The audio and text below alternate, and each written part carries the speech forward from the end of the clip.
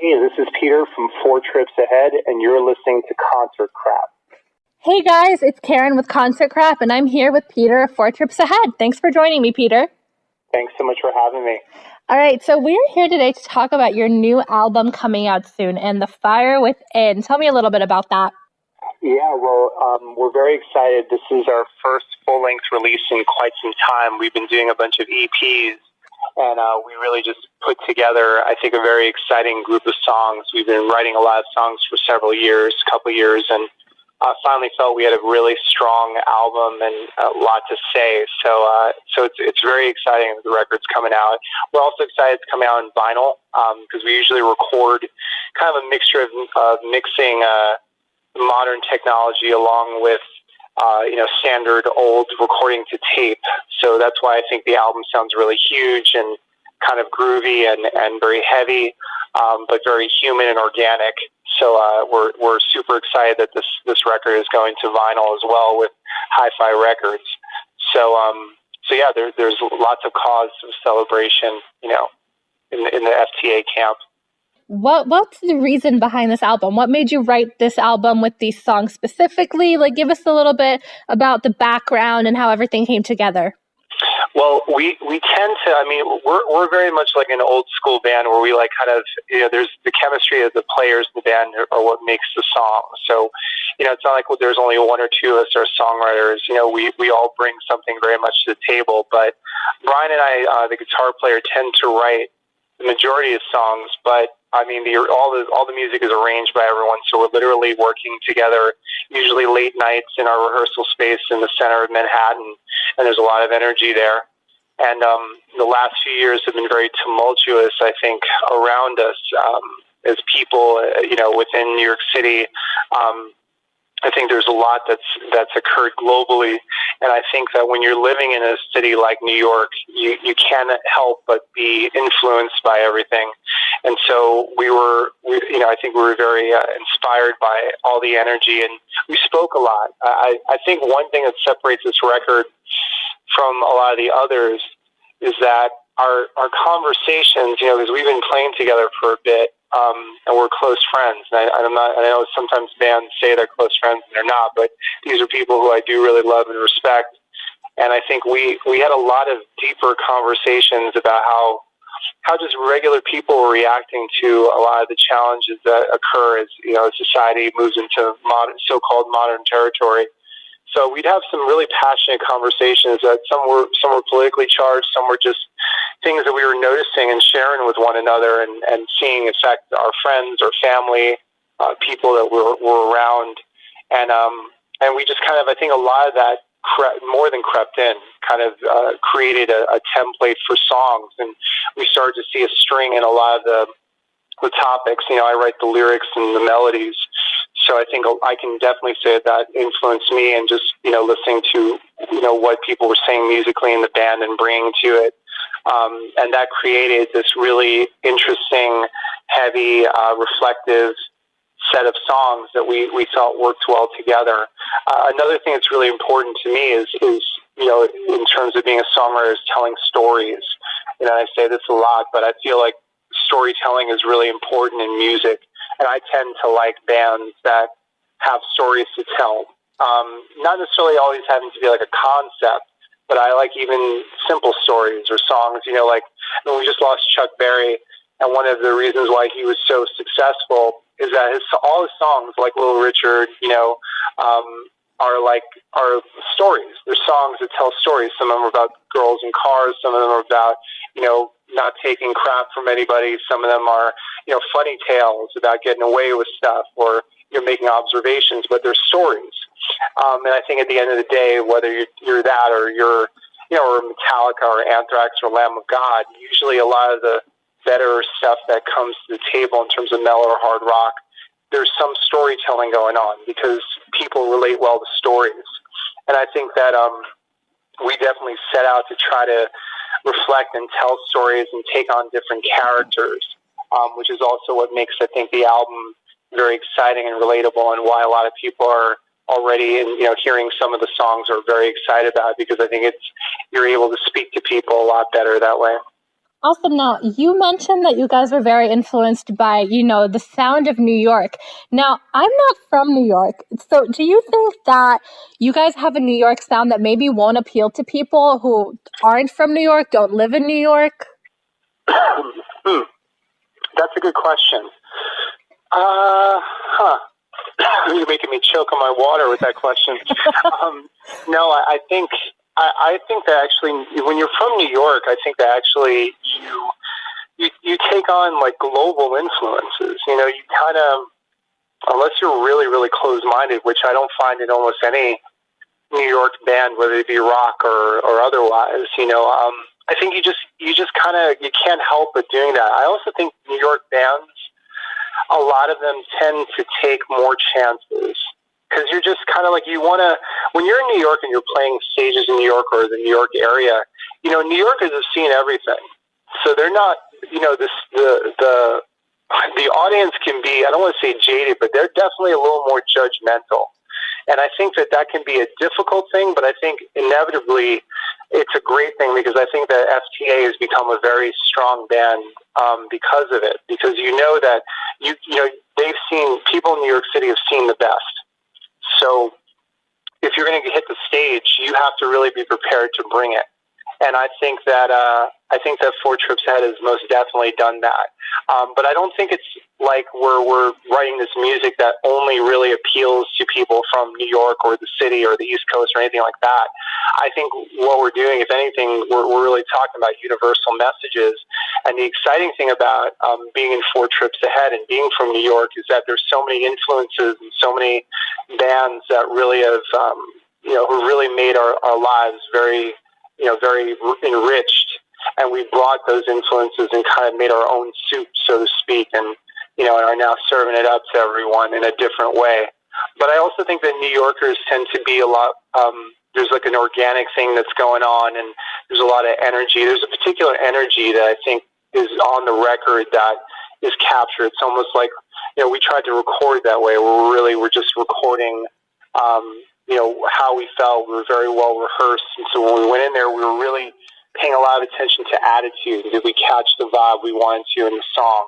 Not just playing the song flat, and so we're getting the notes right and the arrangements right, but the actual energy. Did we capture what we were trying to say? And I think that's a very New York thing. I mean, New York bands tend to have an attitude, whether it be Kiss or the Ramones or Anthrax or or what have you. There's more of an attitude there that I think is generated in a different way. So if you had to put it in simple terms, you're a New York sound that someone even from California could listen to? Oh, I certainly know that. Yeah. I mean, when we've played outside of the city, we've done some touring down south, and, we've gone, we're in the Northeast all the time, and we do really well. I think audiences are really receptive.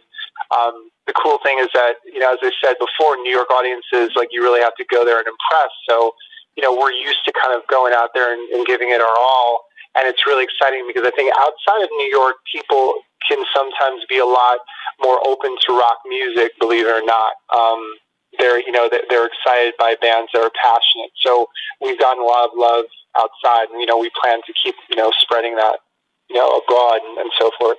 We've also gotten a lot of, we haven't made it to Europe yet as a whole unit, but we've gotten a lot of great reviews in Europe, and that's really great. And the new record is exciting for people too. So I think that we most definitely have a sound that anyone could get into. And I see that you produced this album, correct? And you got to work with some really interesting people? Yeah, most definitely. I've produced the last couple records. We've always produced our albums, but the last couple I've really, and this record I'm most proud of. Like, we really, I was able to spend a lot of time, but we've been working with Roger Leon, who's an incredible master, who's worked with everyone from Rush to Slayer, to Madonna. I mean, he's very all over the place, but he's been in the industry for many decades, and he's fantastic and really made the record just juicy. And Nick Cipriano and Johnny Nice, who tracked the record and mixed the record, did an incredible job. They're just people that have been involved with the band. We have kind of a whole team at Spin Studios that work with us too. So it definitely was a great experience. They really understood the vision. it was great to, as a producer, you have a vision of what you're trying to capture sonically and just in terms of how the record should sound and feel. And I felt that we really did that effectively with this album. And now you have a show coming up as well, right before or the day of that this album releases, correct? Yeah, we're doing a special show. We're putting out this record through Hi-Fi Records and Single Cut, which is a beersmith in Astoria, Queens, right where literally down the block from where Hi-Fi Records is located. They really like our album, and the owner, a couple of the owners there are really excited about what we do. So we decided to do something kind of special. We just played a big show at Irving Plaza, and we were, thinking about where to go. And we usually do record release parties in the city, and just we're going to start doing some touring. And we thought that let's do something a little bit different, special, since the album was, tracked in Queens, and most of the band is from Queens, and Hi-Fi Records is located in Astoria. So we thought, hey, why don't we do something special? And they offered to, sponsor this event. So it's going to be a really cool record release show. They have like a really cool setup. It's a beer smith or essentially a brewery kind of, but they have this really awesome floating stage kind of above the brewery where they have sometimes artists perform. And so we're going to be celebrating the record, and we're going to do a set, while people are drinking and enjoying the record release and the sound. We'll be playing the record that night. It should be very cool. So the more they drink, the better you'll sound, right? I hope so. We go on earlier, so I'm going to defend that statement. I know we go on the earlier side because I think as we go along, we'll probably, the debauchery will begin. So get them when they're sober. Records, the more they drink too. The thought too, but. So for the rest of 2017, I heard something about a tour. Yeah, so we're trying right now. We're looking at what are the best options. We're hoping to do some touring in the summer and into the fall. We're right now talking about and planning to shoot another video, possibly another 2 videos. The next video we're shooting for is December. There's a video right now out for Bring Me Down, which has been it was debuted on Axis, which was great. And we're just trying to basically see where other places we can get the record distributed. We have some good distribution in the States, which is exciting through Alliance, and we're hoping to get some global distribution, particularly in Europe and Japan. So we're working on all these things, and we're hoping to record some live performances to possibly put out like a live EP in the fall as well, if all goes well. So there's a bunch of stuff on the horizon we're very excited about. So I have a question for you, and I want you to take a minute to think before you answer it. But why should people check out your band?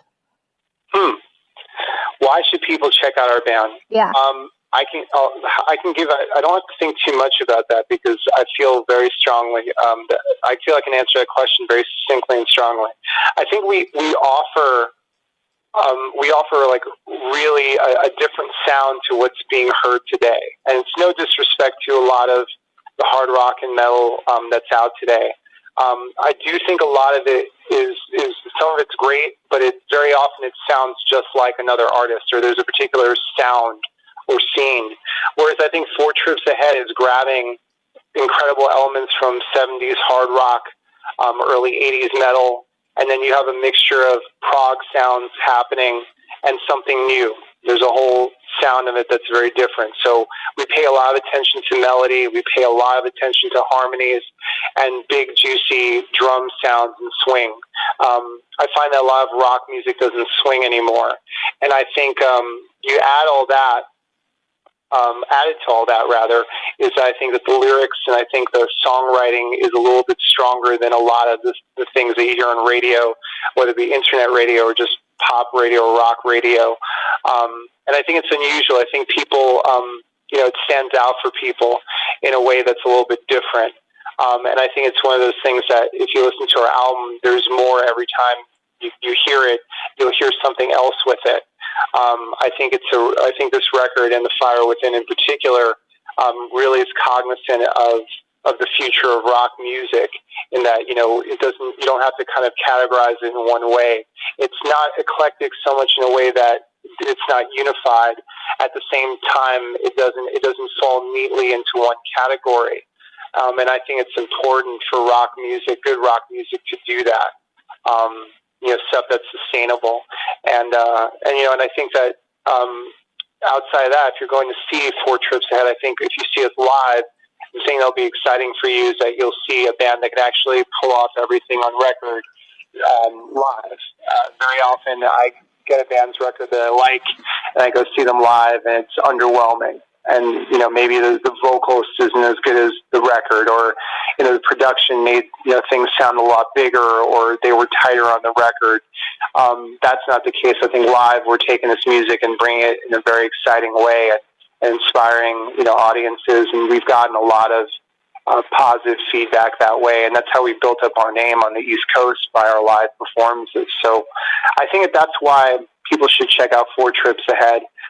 If you want something that sticks more to the bone, that you have something that a record that in 10 years you'll pull out and say, wow, this is a great album, and still like it and it not sound dated, like I think all the best music does, in particular rock music. So awesome. So do you have any final words for our listeners before we wrap up the interview? Absolutely. I'd like to tell everyone that has been supporting Four Trips Ahead, if you're listening to this, thank you so much for coming out to shows, buying records, T-shirts, telling friends about the band, letting people know the kind of music that we do, and sharing it with people you love or people that you think should check us out. And for those of you that don't know Four Trips Ahead, I hope you go out and buy And the Fire Within. It's available digitally now. If you're a vinyl head and you must have it on record, you can pre-order it now from Hi-Fi Music at our website, which is fourtripsahead.com. And we will hope to see you on the road really soon. Awesome. Thanks so much for joining me, Peter. It's been a very interesting interview, and thank you for your answers. Thanks so much for having us. I really appreciate the support. Yeah, anytime. So your album release party is April 21st. Check out Four Trips Ahead. This has been Karen with Concert Crap. Thanks for listening, guys.